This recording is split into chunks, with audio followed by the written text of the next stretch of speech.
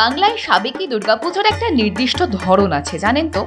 দেবী হন দশভুজা, তার ত্রিনয়ন, মহিষাসুর মর্দিনী, 10 হাতে 10 আয়ুধ, এক পায়ের তলায় অসুর আর অন্য পা সিংহপৃষ্ঠে। দুপাশে থাকে তার 4 ছেলে মেয়ে। এভাবেই দেবী পূজিতা হন আপামর বাংলায়।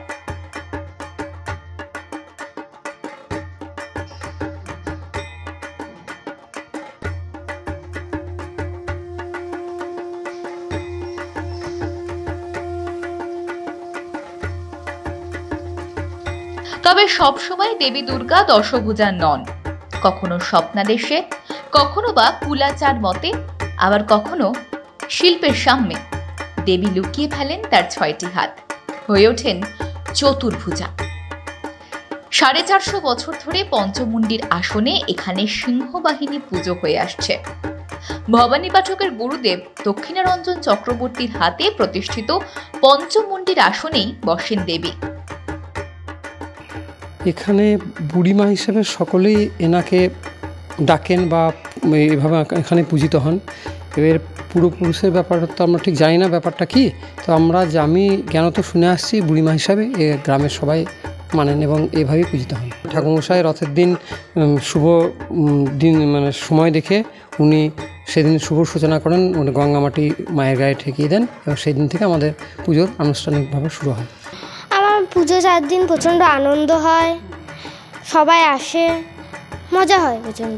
বন্ধুরা আসে পুজোর সময়তে? হ্যাঁ। এবং ফাটানো হয়? হ্যাঁ। কত আনন্দ করে পুজো যাতে? প্রচণ্ড।